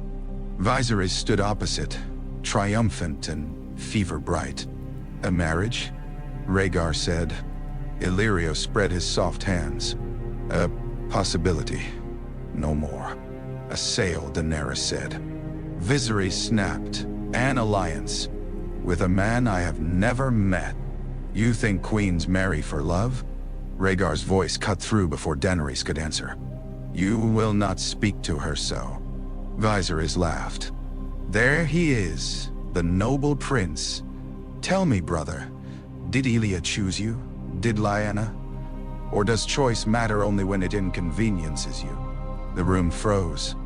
Daenerys looked at Rhaegar, not accusing, but needing him to answer. Rhaegar felt the old guilt rise like black water. Elia did not choose me, he said. Our marriage was made for alliance. She bore the burdens of it with more grace than I deserved. Now, Viserys' triumph faltered slightly. He had wanted denial, anger, anything easier to strike. And Lyanna? Daenerys asked softly. Rhaegar closed his eyes for a moment. Outside, the gardens shimmered under afternoon heat. Somewhere beyond the walls, Pentos went on selling spices, bodies, ships, secrets. Inside, the past sat at the table with them. Lyanna chose some things, Rhaegar said. Not all that followed. No one chose the war except the men who made it one. Viserys scoffed. Poetry. No. Failure.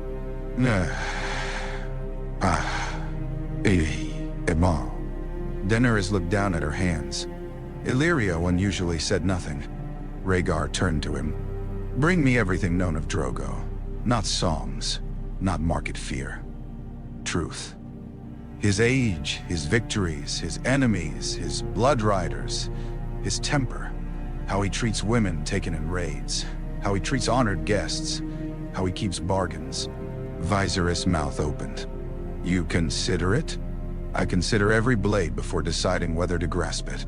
She is our sister, which is why you should not have bartered her in alleys." Viserys flushed. Daenerys rose. All three men looked at her. "I will meet him," she said. "No," Rhaegar said immediately. "Yes." The word startled him. It was not loud, but it had iron in it. Daenerys folded her hands before her, a courtly gesture learned from books and made strange by youth. "You taught me that rulers must look at the truth of things. If this Khal is only a butcher, I will know. If he is more than that, I will know. But I will not be traded in whispers like a horse. You owe no one this. I know." Viserys smiled, sensing victory. Daenerys turned on him. "And you will promise nothing for me again?" His smile vanished. She looked back at Rhaegar. "If I am blood of the dragon, let me decide whether I fear a horse lord." Willem shut his eyes. Rhaegar wanted to forbid it. He wanted to gather her away from every hungry man, every old prophecy, every political necessity that wore the face of duty. But he had no right to imprison her inside his guilt. He had taught her choice, judgment, consequence. Now she demanded them. "You meet him once," he said. "With us present, with guards, no vows, no gifts accepted, no promises made." Daenerys nodded. Viserys muttered, "You make us look weak." "No," Daenerys said. And for the first time, she sounded almost like a queen. "I make us look like we are not desperate enough to be bought cheaply." The meeting took place beyond Pentos, where grassland opened under a hard blue sky, and the city's perfumed softness gave way to dust. Drogo came with blood riders and bells in his braid. He was younger than Rhaegar expected, perhaps 30, with copper skin, black eyes, and a body made by war rather than feasting. He did not bow. Neither did Rhaegar.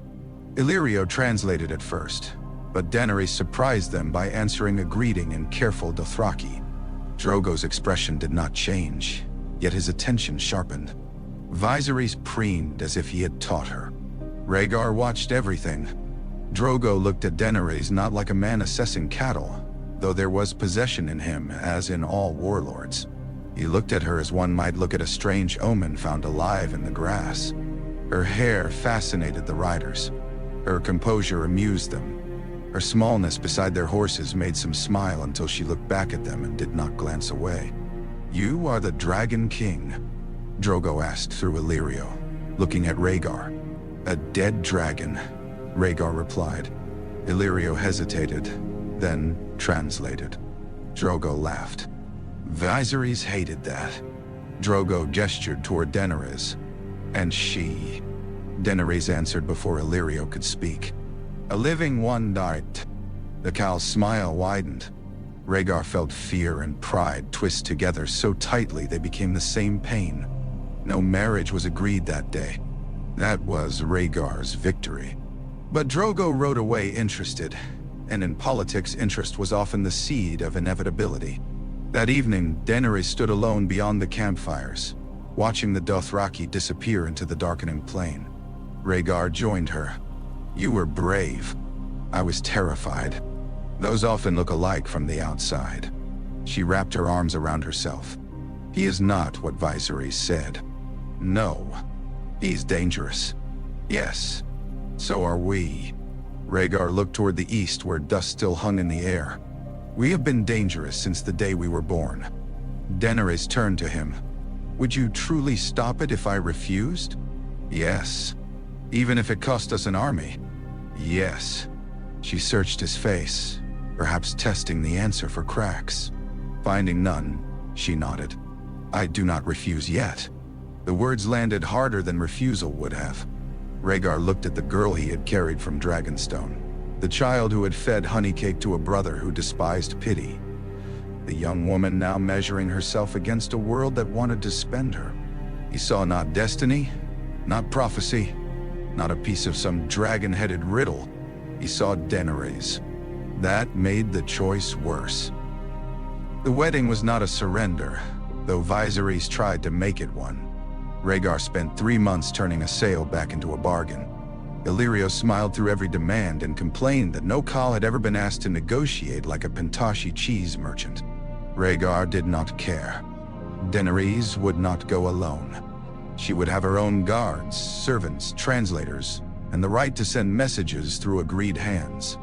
No Westerosi invasion would be promised until ships, supply, landing grounds, and political support existed beyond drunken fantasy. No man would name Viserys king in the marriage vows. No man would name Rhaegar at all. That last condition belonged to Rhaegar. His life remained the largest secret in the world, and secrets were weaker in crowds. To Drogo, he was Daenerys' elder brother, a dragon believed dead by enemies and unnamed by allies. The Dothraki cared little for Westerosi succession. They understood strength, blood, gifts, horses, omens. If Rhaegar concealed the exact shape of his claim, Drogo did not appear offended. Perhaps he thought all city-born kings lied as naturally as breathing.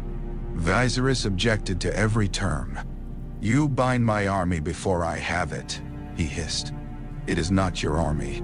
It will be. No Khalasar belongs to a man who cannot ride with it." Viserys' face went ugly. "You mean to give everything to her?"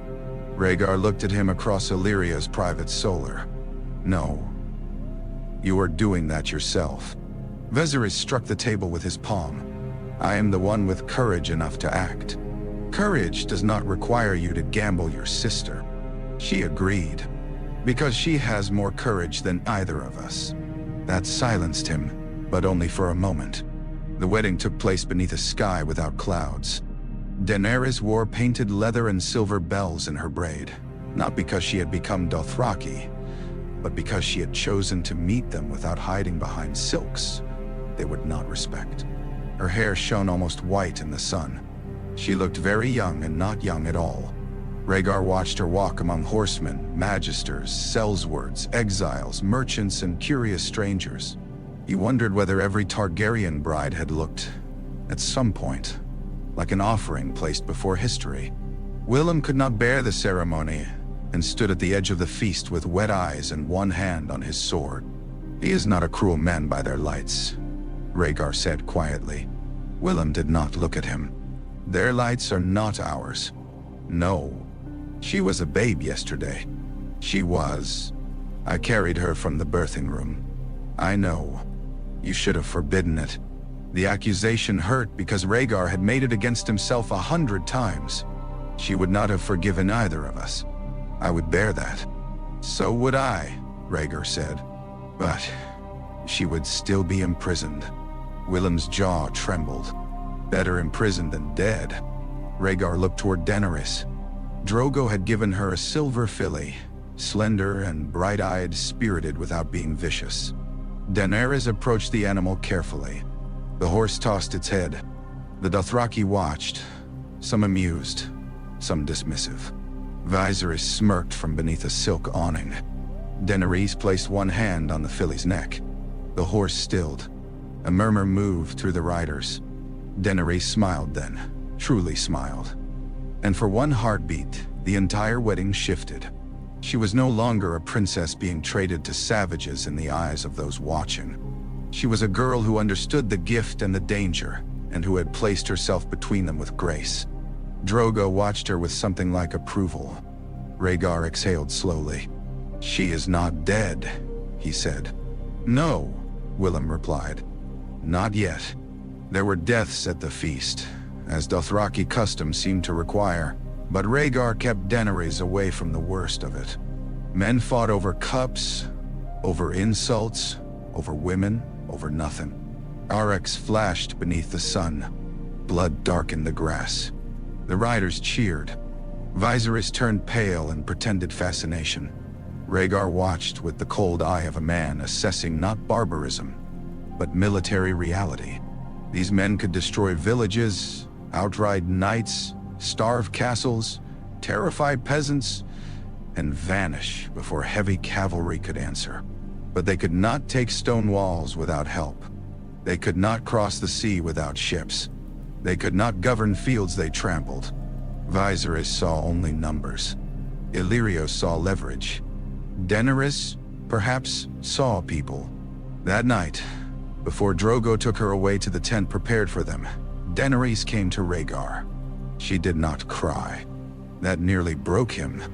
"I am afraid," she said. "I know. Do not tell me not to be." "I would not." She looked past him to where Drogo stood beneath torchlight, speaking with his blood riders. "I chose this. You may still leave." A sad smile touched her mouth. "You would fight a Khalasar? For you, yes. You would lose. Yes." She looked at him then with such tenderness that he wished she would hate him instead. "Do not die for me tonight." "I will try not to. I mean it." "So do I." She stepped closer, and he embraced her carefully, as he had when she was small and nightmares woke her. She smelled of horse, smoke, crushed grass, and the faint lavender oil her maid had insisted upon. He wanted to tell her 1,000 things. That none of this defined her. That fear was not weakness. That marriage was not ownership no matter what men believed. That if Drogo harmed her, no army in the world would keep Rhaegar from attempting murder. That he had failed so many women and could not bear to fail her. Instead, he said, "Remember who you are."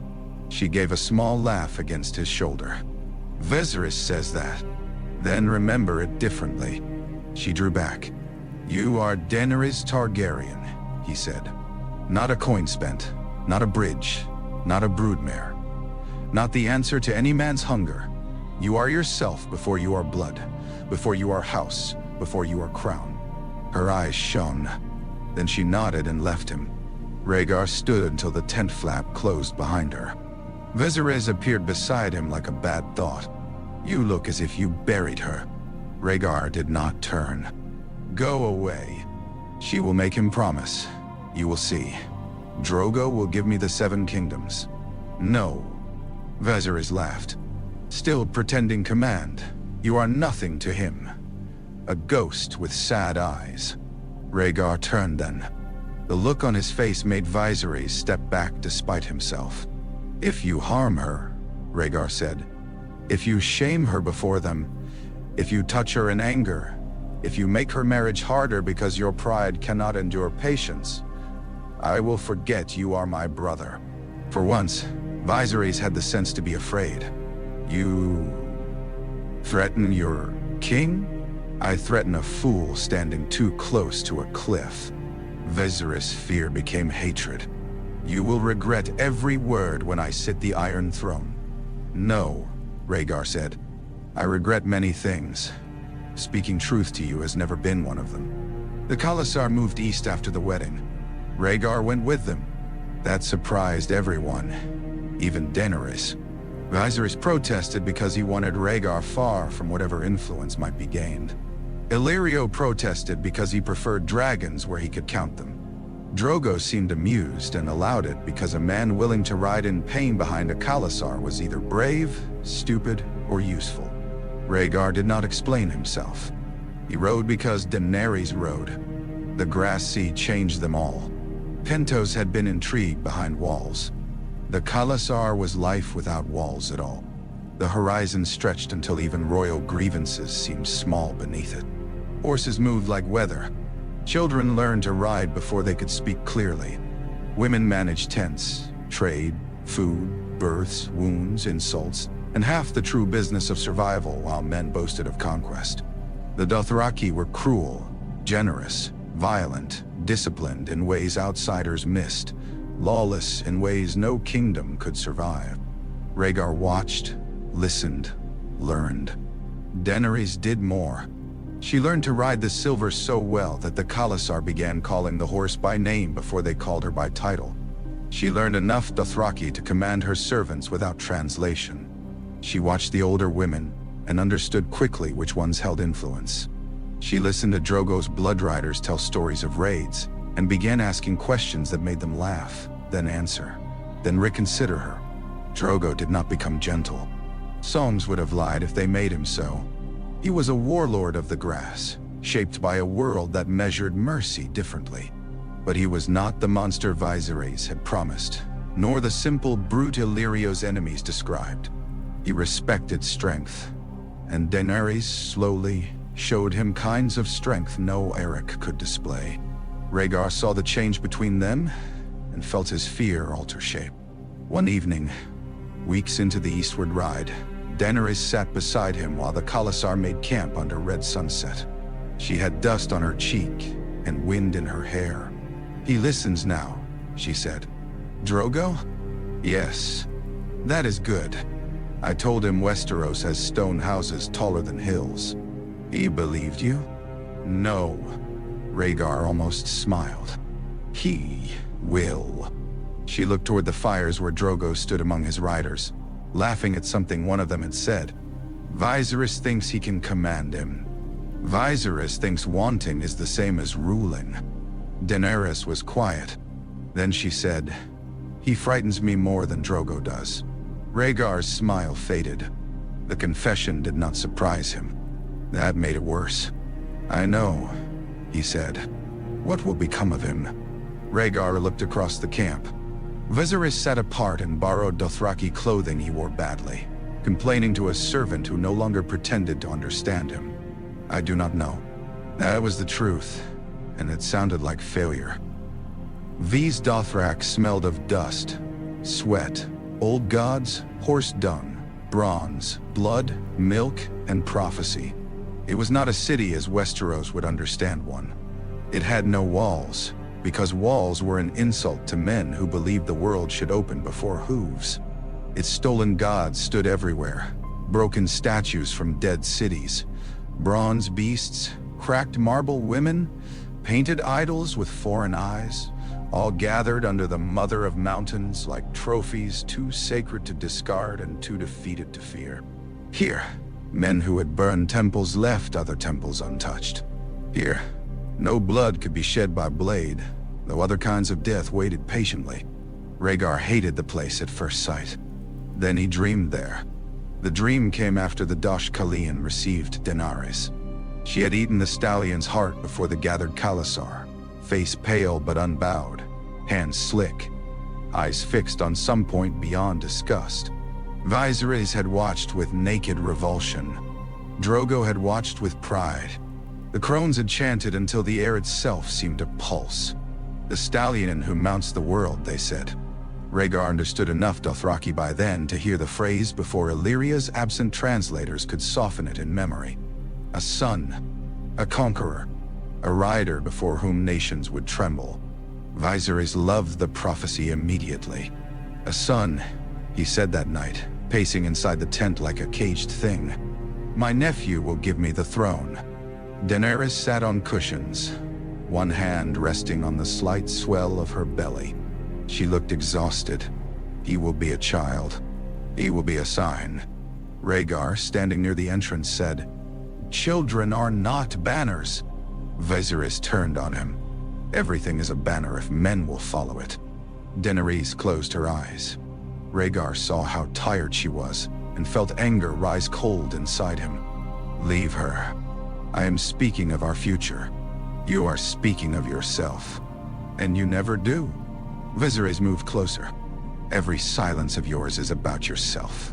Every regret, every noble pause. You think guilt makes you wise, but it only makes you slow." Daenerys whispered, "Viserys, please." He ignored her. "The crones saw what you never could. A conqueror. A Khal of Khals. Fire and horse. That is how we return. Not with apologies to Dorne and lessons in mercy." "Nah." Rhaegar's voice lowered. "Leave." Viserys laughed. Drogo entered before the laugh ended. The tent changed. It was not merely that Drogo was large, though he was. It was the certainty with which he inhabited space. The Khal looked from Daenerys to Rhaegar to Viserys and understood enough without translation. "My queen is tired," he said in Dothraki. Viserys did not understand the words, but he understood dismissal. "Tell him I am her brother." Daenerys opened her eyes. "He knows." "Tell him I am the dragon." She did not. Viserys stepped toward her, and Rhaegar moved before thought. His hand closed around Viserys' wrist. Do not. For a heartbeat, they stood as brothers, the elder wounded by all he had done, the younger poisoned by all he believed he had been denied. Viserys looked at Rhaegar's hand. Then he spat in his face. Willem would have struck him again. Richard would have drawn steel. Drogo might have broken him. But Rhaegar only released his wrist and wiped the spit away with the back of his hand. Daenerys made a sound that was almost a sob. Viserys saw it and seemed, for one brief instant, ashamed. Then shame became rage. You all look at me as if I am mad, he whispered. I am the only one who remembers what was stolen. No, Daenerys said, tears in her eyes. You are the only one who thinks pain gives you the right to steal from everyone else. Viserys stared at her. Drogo stepped beside Daenerys. He did not touch her, but his presence was enough. Viserys left the tent shaking. No one followed. That night, Rhaegar dreamed of Summerhall again. But the ruins were beneath the Mother of Mountains, and the ghosts wore Dothraki bells. He walked through ash while a dragon screamed somewhere under the earth. A woman stood among flames holding 3 eggs. Black, green, cream, and gold. Not Elia. Not Lyanna. Not Rhaella. Daenerys, older and younger, crowned with smoke. Behind her stood a wolf with gray eyes, a stag with a broken crown, a lion with bloody paws, and a blue-eyed corpse beneath falling snow. The dragon has 3 heads, said a voice that might have been his own. Rhaegar woke with blood in his mouth from biting his tongue. Outside, dawn had not yet come. The camp lay quiet around V's Dothrak gut. He rose carefully, pain tugging at old wounds, and stepped into the cold. Above the eastern horizon, a red star burned where no star had been the night before. No, not a star. A comet. Its tail stretched across the dark like a wound in the sky. Rhaegar stood beneath it and felt every prophecy he had ever touched turn its face toward Daenerys. He was still there when she found him. She wore a cloak over her sleeping clothes, hair unbound, one hand on her belly. In the strange red light, she looked less like a girl than a figure painted on some ancient Valyrian wall, the last dragon bride before the doom. You saw it too, she said. Yes. What does it mean? A lifetime ago, Rhaegar would have answered too quickly. He would have reached for books, signs, songs, bloodlines. He would have mistaken interpretation for obedience. Now, he took a long breath. I do not know. Daenerys looked surprised. He almost laughed. It hurt. I thought I knew many things once, he said. That was the beginning of my ruin. She looked up at the comet. The crones say my son will be great. Perhaps. Viserys says greatness means conquest. Viserys says many things. What do you say? Rhaegar watched the red tail burn. I say greatness is a dangerous word to place on an unborn child. Daenerys' hand tightened over her belly. I do not want him to be a monster, she whispered. Then begin there. She looked at him. Can a mother stop that? No mother can decide the whole shape of a child's soul. But a child first learns the world from the hands that hold him. She looked back at the sky. Rhaegar thought of his father, a very suspicious and laughing too loudly, then suspicious and not laughing at all. He thought of Rhaella enduring what queens were commanded to endure. He thought of Viserys learning fear in rooms where no one explained it. He thought of Daenerys held in his arms during storm and flight, too small to know she was hunted. We inherit fire, he said. We do not have to become only burning. Daenerys leaned against him then, as she had when she was little. He put an arm around her shoulders. Across the camp, a figure watched them. Viserys stood in shadow between 2 horse lines, face lit faintly red by the comet. He had heard nothing, perhaps, or enough. His eyes moved from Rhaegar's arm around Daenerys to the sky above them, and whatever he saw there did not comfort him. The end came 3 days later. Not with armies, not with prophecy, not with some grand betrayal sung over generations. It came with wine, humiliation, and a sword carried where no blade should be drawn. The feast had begun badly. Viserys drank too much because the Dothraki laughed when he refused horse meat, then drank more because they laughed when he tried to prove he could stomach it. He demanded a place beside Drogo and was ignored. He called for songs and no one listened.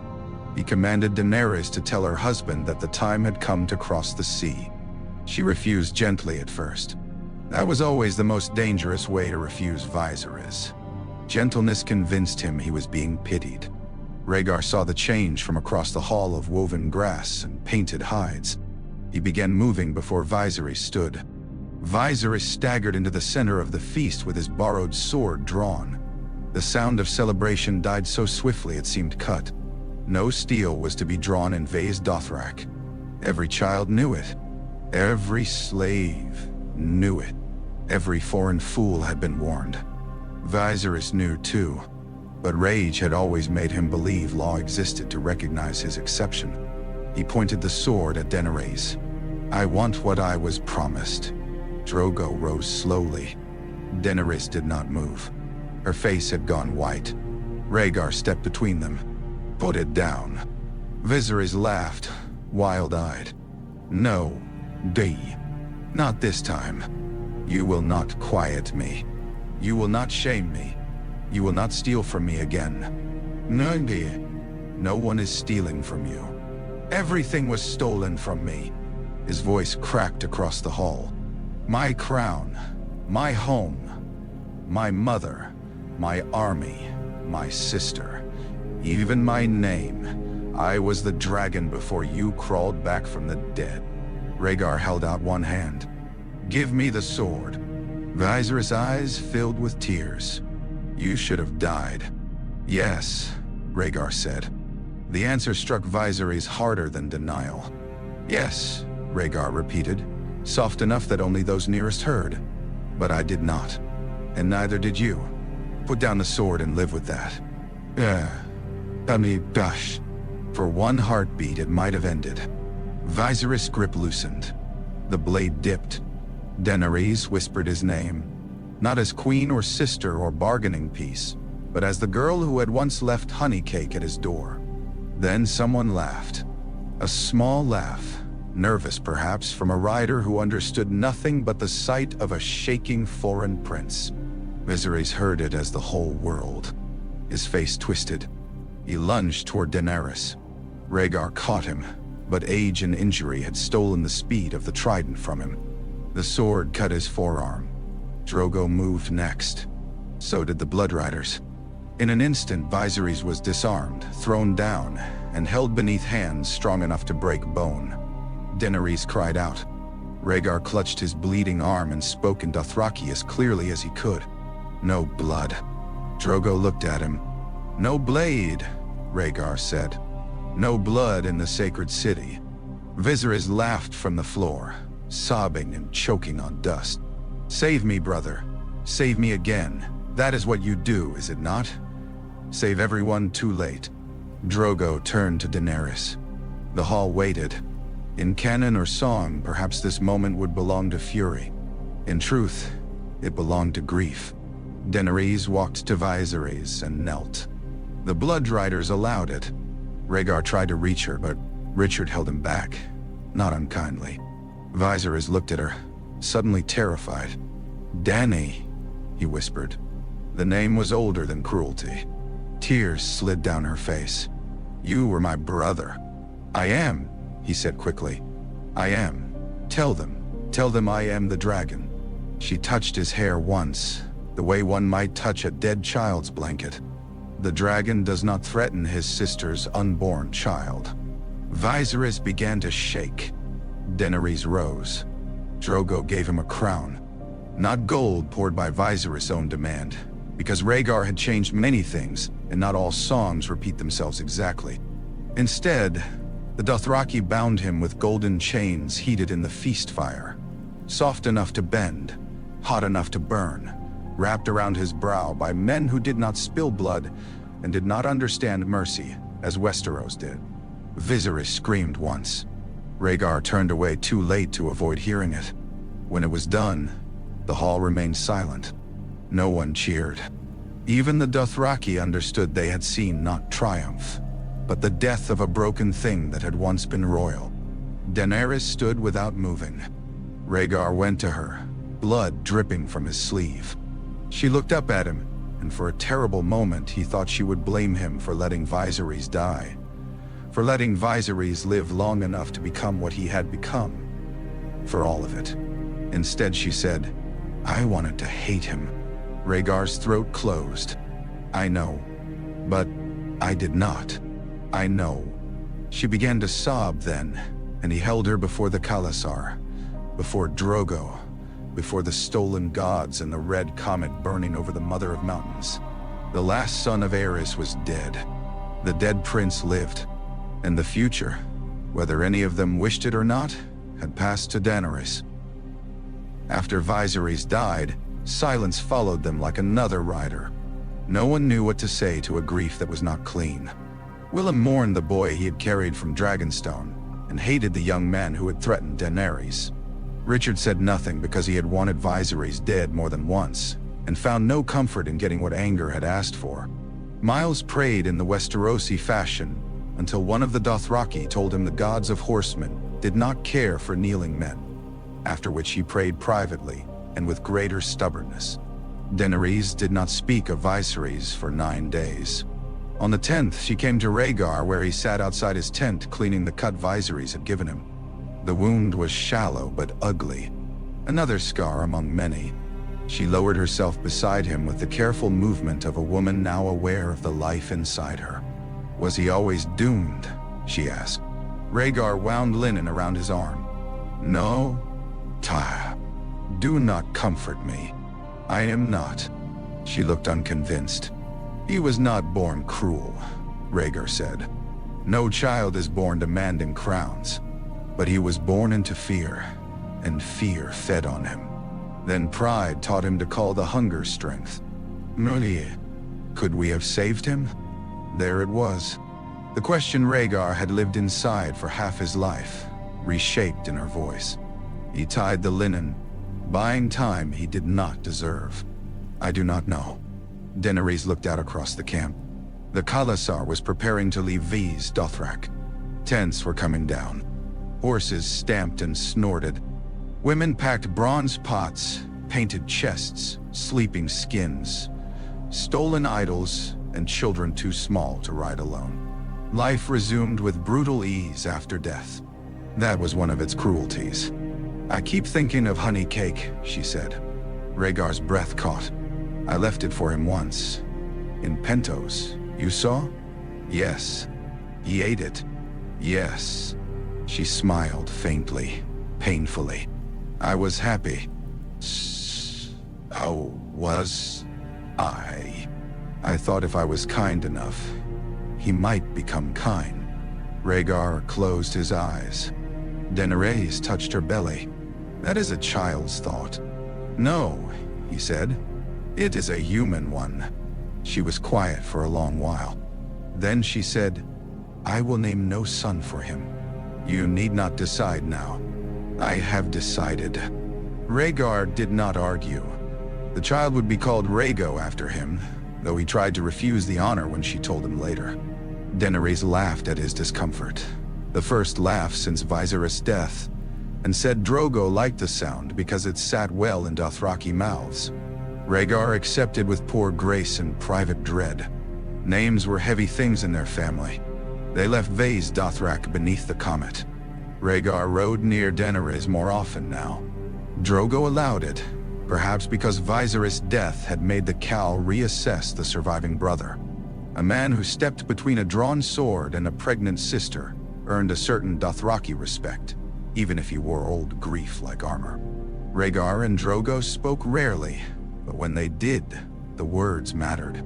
One evening, as the Khalasar crossed a dry plain where the grass had withered to bronze, Drogo rode beside him. "You were king?" Drogo asked.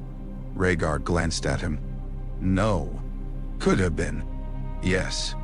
"Want it?" The question was so direct that Rhaegar almost envied him. "Once, I thought wanting did not matter." Drogo considered this. Wanting always matters. In Westeros, duty is supposed to matter more. Drogo laughed. Men say that when they want others to obey. Rhaegar looked at the Khal and, despite himself, smiled. Drogo pointed toward Daenerys, who rode ahead on her silver, speaking with one of the older women. She wants. Yes. What? Rhaegar watched her. To choose. Drogo grunted. Hard thing. The hardest. You want? Rhaegar thought of Ilya's face, Lyanna's voice, Aegon's cradle, Rhaenys' laughter, Viserys' scream, Jon Snow somewhere under another man's name. If the gods had been kinder than men. He thought of the Iron Throne, ugly and sharp, waiting across the sea like a trap baited with history. I want the dead to stop asking things of the living, he said. Drogo did not understand all the words, but he understood enough of the tone. Dead are greedy. Yes. Kill more enemies. Dead become quiet. No, Rhaegar said. They do not. Drogo shrugged as if that was a foreign weakness and rode on. The wound that changed the world came from no king. It came from a raid on a Lazarene village, from a lamb woman's blood magic, from Drogo's pride, from mercy misunderstood by those who gave it and those who received it. Rhaegar had ridden with armies. He had seen villages burn beneath banners called noble by singers. Still, the raid sickened him. Daenerys tried to stop what she could. She claimed women as her own, placed them under protection, commanded with a queen's voice before she had a queen's power. Some riders obeyed because she was Khaleesi. Others obeyed because Drogo watched. Mirri Maz Duur looked at Rhaegar once and seemed to know he was a man with ghosts. You are no horseman, she said. No, tui. Yet you ride with them. Yes. Then you are what they are. He had no answer. Drogo's wound festered. Pride refused treatment until pride became fever. Daenerys grew desperate. Rhaegar saw the shape of disaster before it closed and still could not stop it. That, too, was familiar. No blood magic, he told her. Mirri stood nearby, eyes unreadable. Daenerys' face was pale with fear. He will die. Yes. My son needs him. Your son needs you alive. She recoiled. You think she would harm my child? I think magic is never a servant. It is a door. You do not know what enters with what you ask. Daenerys looked toward Drogo, who lay sweating and senseless, braid dull against the bedding. You studied prophecy all your life, she said. And now you tell me to fear power. Yes. Because you misused it? Because I believed I could survive the cost. Her eyes filled. I cannot let him die. Rhaegar wanted to command her. He wanted to drag her from the tent, kill Mirri, call the Blood Riders, do anything but stand once more before a choice where love, fear, and prophecy braided themselves into a noose. But Daenerys was Khaleesi. Daenerys was not his child. Daenerys was not his to cage. So he failed differently. He stayed. The ritual began at dusk. The tent filled with smoke and chanting. Mirri's voice changed. Shadows moved wrong against the hide walls. The horses outside screamed first, then men. Rhaegar stood at the entrance with a sword in hand, keeping the Khalasar back as Daenerys remained inside beside Drogo. He shouted for her when the screams turned inhuman. She did not answer. Then the child came. Not living. Rhaegar saw only a glimpse before the women covered him, but a glimpse was enough to understand that the world had taken Daenerys' hope and shaped it into horror. Rhaego, who had carried a conqueror's prophecy before he had carried breath, was born dead and monstrous, a thing of scales and ruin no mother should ever have to see. Daenerys did not wake for days.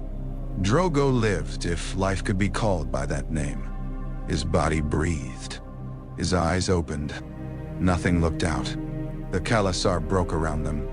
A Khal who could not ride was no Khal. Riders drifted away in bands, taking horses, slaves, bells, pride.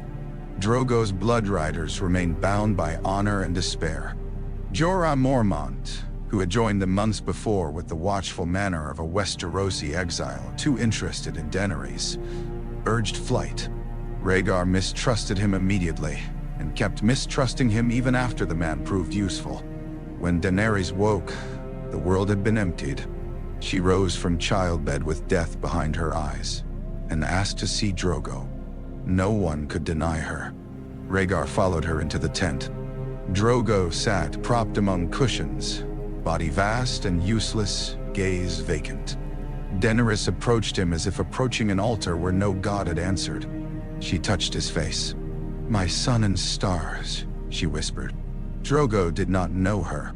Rhaegar stood behind her, hating every prophecy, every god, every song, every man including himself who had ever spoken of destiny as if it were worth the price mothers paid. Daenerys turned to Miri. "You knew." Miri did not deny it. "He burned my temple," the woman said. "His riders took my people. Your mercy came after ruin. You saved me when I had nothing left to save." Daenerys shook. "My child would have been the stallion who mounts the world. Now he will burn no cities." Rhaegar stepped forward, but Daenerys raised a hand. The gesture stopped him. Not because she was stronger, because in that moment she was more terrible than strength. Later, when she smothered Drogo with a pillow, she did it alone. Rhaegar waited outside beneath a sky bruised purple by evening. When she emerged, she looked smaller and older than any person should. "Build the pyre," she said. No one questioned her. They built it high, as Dothraki custom required, with painted wood, oil, silks, and the treasures left by those who had abandoned them. Drogo was laid upon it with his weapons, his horse slain beside him, his bells silent. Daenerys placed the dragon eggs around him, black, green, cream, and gold. The ancient stones Illyrio had given as wedding gifts because even he had not understood what they were. Rhaegar understood too late. "No," he said. Daenerys looked at him across the pyre. The comet burned overhead. "Do not do this," he said. "I know what I am doing." "No, you believe that because grief has made the world simple." She smiled faintly, and it was not a happy smile. "You would know." The words cut, but he deserved them. "Daenerys," he said, stepping closer. "Listen to me. Fire killed our grandfather at Summerhall. Fire consumed men who thought dragons could be woken by wanting. I was born from that ruin. I have lived my whole life beneath its smoke. Do not walk into it." She touched the black egg. "I am not you." "No," he whispered. "You are not. That is why you must live." "I will." Miri was bound to the pyre. Rhaegar did not plead for her. Perhaps that was another failure. Perhaps there were debts even mercy could not reach. He only watched Daenerys, watched the way the firelight found her hair, watched her step toward something older than fear. When the flames rose, he tried to follow. Jorah and Richard held him back. He fought them with a strength pain should have stolen.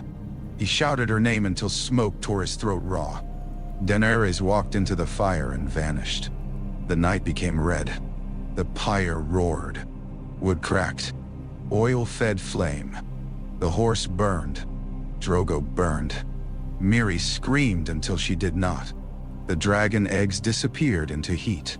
Rhaegar fell to his knees, not praying, because no god who wanted prayer then deserved it.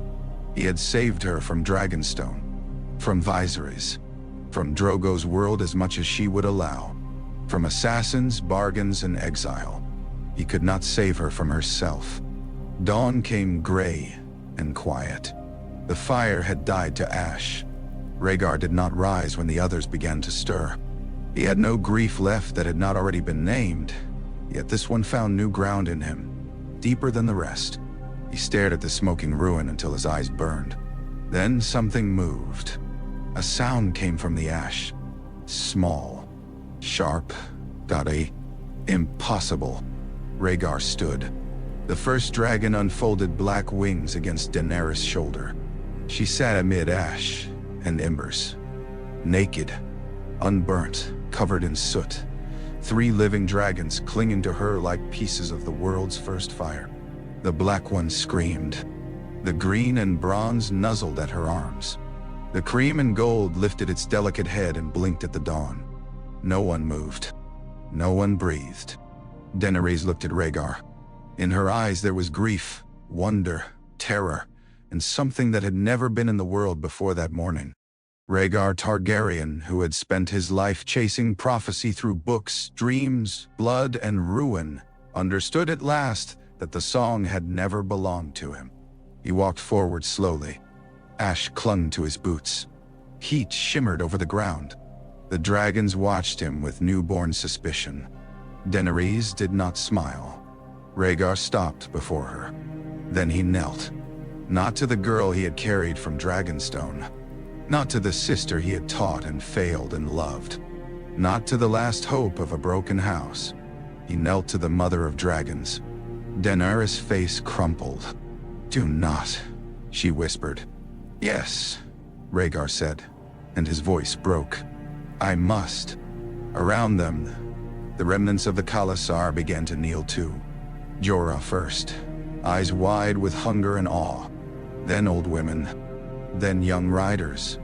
Then slaves who were not yet free, but had seen chains become smaller in the light of impossible wings.